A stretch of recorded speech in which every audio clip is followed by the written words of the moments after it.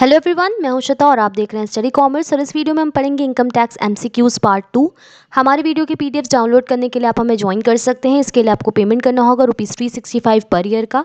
आप फ़ोन पे, गूगल पे या किसी भी अदर यूपीआई प्लेटफॉर्म से दिए गए नंबर 7317240017 पर पेमेंट करके हमें ज्वाइन कर सकते हैं।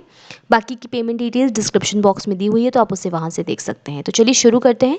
पहला क्वेश्चन है हमारा, which of the following is or not agriculture income. यहाँ आपसे पूछा गया है कि इन ऑप्शंस में से एग्रीकल्चर इनकम कौन सी नहीं है। चार ऑप्शंस आपको दिए हैं। पहला है capital gain arising from transfer of agriculture, income from poultry farming, bee hiving, dairy farming etcetera, dividend paid by a company out of its agriculture income, या फिर ऑल द अबव। यहाँ हमें बताना है कि इनमें से कौन सा एग्रीकल्चर इनकम नहीं है। तो दो तरीके की इनकम हमें देखने को मिलेगी। एक होती है एग्रीकल्चर इनकम, दूसरी होती है नॉन एग्रीकल्चर इनकम। इसका आंसर जानने के लिए सबसे पहले हम देख लेते हैं कि एग्रीकल्चर इनकम कौन कौन सी हो सकती है और नॉन एग्रीकल्चर इनकम कौन कौन सी होती है। तो चलिए देखते हैं। एग्रीकल्चर इनकम की डेफिनेशन दिया है सेक्शन 2 क्लॉज 1A में। इसमें आपको बताया गया कि कौन कौन सी इनकम एग्रीकल्चर इनकम में इंक्लूड की जाती हैं। तो सबसे पहला है एनी रेंट और revenue derived from an agriculture land. कोई भी रेवेन्यू या फिर रेंट, मेरी खुद की एग्रीकल्चर लैंड है, वहाँ पे मैंने एग्रीकल्चर एक्टिविटीज़ की, उससे जो मुझे रेवेन्यू जनरेट होगा वो भी एग्रीकल्चर इनकम है। या फिर रेंट, मेरा कोई एग्रीकल्चर लैंड है, वो मैंने किसी को दे दिया है रेंट पर और वो व्यक्ति भी उस पर एग्रीकल्चर एक्टिविटीज़ को ही परफॉर्म कर रहा है, तो उससे जो रेंट मिलेगा मुझे वो भी एग्रीकल्चर इनकम माना जाएगा। और ये एग्रीकल्चर लैंड, यहाँ ध्यान रखें, इंडिया में सिचुएटेड होना चाहिए। अगर इंडिया के बाहर है तो वो एग्रीकल्चर इनकम में इंक्लूड नहीं किया जाएगा। दूसरा है any income derive from such land by agricultural operations. देखिए यहाँ पर एग्रीकल्चरल ऑपरेशंस, एग्रीकल्चरल एक्टिविटीज़ इस लैंड पे परफॉर्म की जा रही है, तो उसे हम एग्रीकल्चर इनकम कहते हैं। जो भी एक्टिविटीज़ एग्रीकल्चर से रिलेटेड हैं वो परफॉर्म होनी चाहिए, और जो लैंड जिसकी हम बात कर रहे हैं वो एग्रीकल्चर लैंड होना चाहिए। यानी एग्रीकल्चरल ऑपरेशंस क्या हो सकते हैं? सीड्स लगाना, पानी देना, इरिगेशन करना, ये सारी चीज़ें जो एग्रीकल्चरल ऑपरेशंस हैं और एग्रीकल्चरल लैंड पे की जा रही हैं, तो उसे हम एग्रीकल्चर इनकम कहेंगे, जो भी इनकम इससे डिराइव होंगी। दूसरा है processing of agriculture produce by cultivator और receiver of rent in kind. तो सेल के लायक बनाने के लिए भी जो एग्रीकल्चर प्रोड्यूस है उसको सेल के लायक बनाने के लिए जितनी भी प्रोसेस होगी उसको प्रोसेसिंग करना, ये सारी चीज़ें इसके अंतर्गत आती हैं। तो उससे भी रिलेटेड कोई इनकम है तो वो एग्रीकल्चर इनकम कहलाएगी। लास्ट है सेल ऑफ सच प्रोड्यूस। जो एग्रीकल्चर प्रोड्यूस है उसको अगर सेल किया जा रहा है, जो इनकम होगी वो एग्रीकल्चर इनकम कहलाएगी। नेक्स्ट आपका दिया है any income from a farmhouse that is building on agriculture land. अगर एग्रीकल्चर लैंड पे कोई बिल्डिंग है, वो अगर एग्रीकल्चर पर्पस के लिए यूज़ की जा रही है, मान लीजिए कि गेहूं की बोरी है, अब उसको से खुले में तो रखा नहीं जाएगा, तो उससे किसी बिल्डिंग में, या हम कह सकते हैं किसी वेयर हाउस में रखा जाएगा। जो बिल्डिंग है उसे हम as a warehouse use कर रहे हैं, तो उससे भी जो इनकम होगी वो भी एग्रीकल्चर इनकम में गिनी जाएगी। जो घर हम बात कर रहे हैं, जो हाउस है, जो बिल्डिंग है, वो एग्रीकल्चर लैंड पे सिचुएटेड होना चाहिए या उसके बहुत पास में होना चाहिए। अगर बहुत दूर है तो उसे हम नहीं मानेंगे कि वो एग्रीकल्चर लैंड से रिलेटेड, या उससे जो इनकम होगी उसे एग्रीकल्चर इनकम नहीं माना जाएगा। जो बिल्डिंग है वो एग्रीकल्चर लैंड पे होनी चाहिए या उससे बहुत सटी हुई होनी चाहिए। नेक्स्ट है any income derived from saplings or seedlings grown in nursery shall be deemed to be an agricultural income। पेड़ पौधे लगाना, अलग अलग तरीके के फूल लगाना, जो ये सारी एक्टिविटीज़ हैं जो नर्सरी में की जाती हैं, डिफरेंट तरीके के हम फूल देखते हैं, पेड़ पौधे देखते हैं, तो अगर ये कार्य किया जा रहा है तो इससे भी जो इनकम होगी इसे हम एग्रीकल्चर इनकम के अंतर्गत गिनेंगे। तो ये मेन चीज़ें हैं जो कि एग्रीकल्चर इनकम में इंक्लूड की जाती है। यहाँ मेन ध्यान रखें कि जो भी प्रोडक्शन किया जा रहा है वो एग्रीकल्चर लैंड पे होना चाहिए। किसी भी नॉर्मल लैंड को हम एग्रीकल्चर इनकम उससे रिलेटेड नहीं मानेंगे। वो लैंड एग्रीकल्चरल होनी चाहिए, फिट फॉर एग्रीकल्चर होनी चाहिए। एग्रीकल्चरल लैंड हो, इंडिया में सिचुएटेड हो, उस पर एग्रीकल्चरल एक्टिविटीज़ की जा रही हों, फिर चाहे वो एक व्यक्ति खुद उस पर एग्रीकल्चरल एक्टिविटी करे या किसी ऐसे व्यक्ति को रेंट पर दे दे जो उस पर एग्रीकल्चरल एक्टिविटीज़ कर रहा है, तो उससे भी जो रेंट मिलेगा, या मैंने खुद अगर एग्रीकल्चर प्रोसेसेस उस पे की हैं और उससे रेवेन्यू जनरेट हो रहा है, तो उसे इनकम फ्रॉम एग्रीकल्चर लैंड कहेंगे, यानी एग्रीकल्चर इनकम के अंदर उसको इंक्लूड करेंगे। तो ये सारी चीज़ें एग्रीकल्चर इनकम के अंतर्गत आती हैं। सेक्शन ध्यान में रखें इसका। नेक्स्ट है कि नॉन एग्रीकल्चरल इनकम कौन कौन सी हो सकती है। अभी हमने बात किया कि एग्रीकल्चर इनकम कौन कौन सी है, अब हम देखेंगे कि नॉन एग्रीकल्चर इनकम्स कौन कौन सी हो सकती हैं।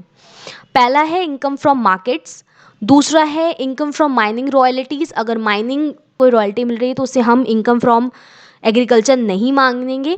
Income from land use for storing agriculture produce, ऐसा कोई लैंड जो कि यूज़ किया जा रहा है एग्रीकल्चर प्रोड्यूस को रखने के लिए, तो उसे हम इनकम फ्रॉम एग्रीकल्चर नहीं मानेंगे। Income from supply of water for irrigation purposes, अगर कोई व्यक्ति है वो वाटर सप्लाई कर रहा है किसी एग्रीकल्चरल लैंड पे इरिगेशन पर्पसेस के लिए, तो उसको जो इनकम हो रही है उसे हम एग्रीकल्चर इनकम के अंडर में नहीं रखेंगे। नेक्स्ट है income from self grown grass trees and bamboos. अभी हमने बात किया कि सैपलिंग्स और नर्सरी में जो फूल पेड़ पौधे लगाए जाते हैं इनको हम मानते हैं कि ये एग्रीकल्चर इनकम होती है, लेकिन इसमें अगर कोई सेल्फ ग्रोन ग्रास है, जैसे हम देखते हैं कोई प्लांट है उसके अगल बगल आप देखते हैं कुछ घास कुछ फूल पत्ती ये सब जो है अपने आप उग जाती है, अपने आप आ जाती है।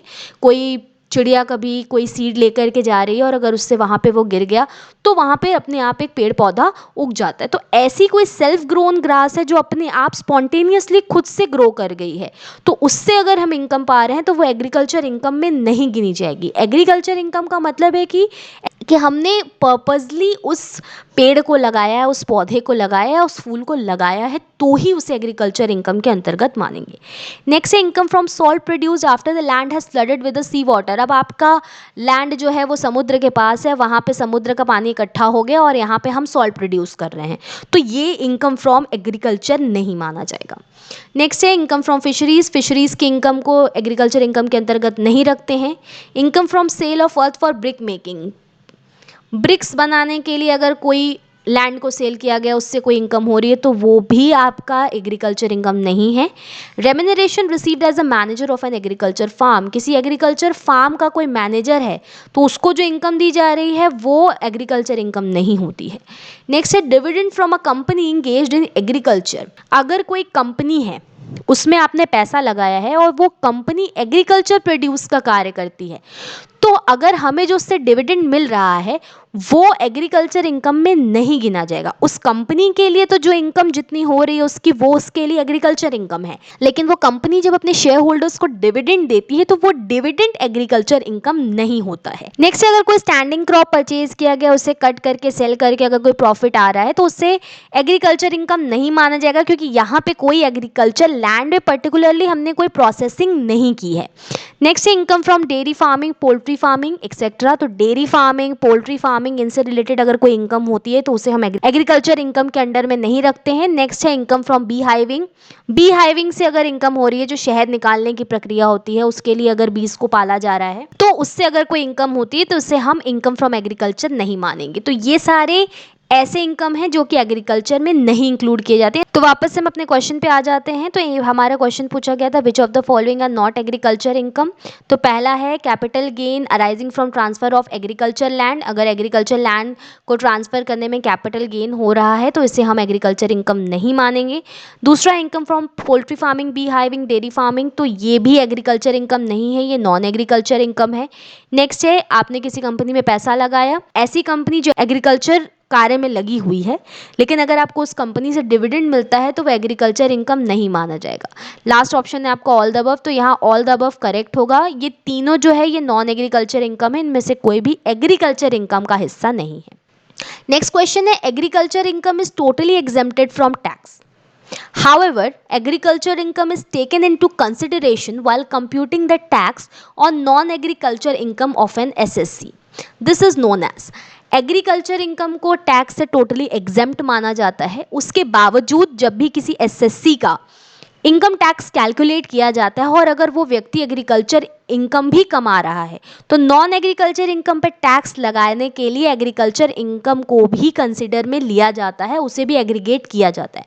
तो इसे हम क्या कहते हैं, तो इस स्कीम को हम कहते हैं स्कीम ऑफ पार्शियल इंटीग्रेशन। ये क्या होता है इसे हम देख लेते हैं। Section 10 subsection 1 income tax act का कहता है कि इनकम टैक्स एग्रीकल्चर पे टोटली एग्जेम्प्ट होता है। ये हमारा संविधान ही अलाउ नहीं करता है कि एग्रीकल्चर लैंड पर एग्रीकल्चर पे टैक्स लगे। बट इनकम टैक्स एक्ट द्वारा क्या किया गया, एक मेथड निकाला गया टैक्सेशन की इन इनकम्स पर।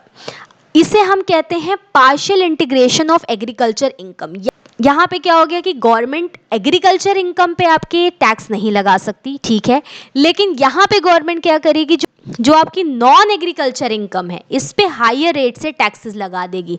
इसे ही हम कहते हैं partial integration of agriculture income. Agriculture income पे डायरेक्ट टैक्स नहीं लगाया जाएगा, बल्कि जो नॉन एग्रीकल्चर इनकम है उसी पे हायर रेट से टैक्सेस लगा दिए जाएंगे।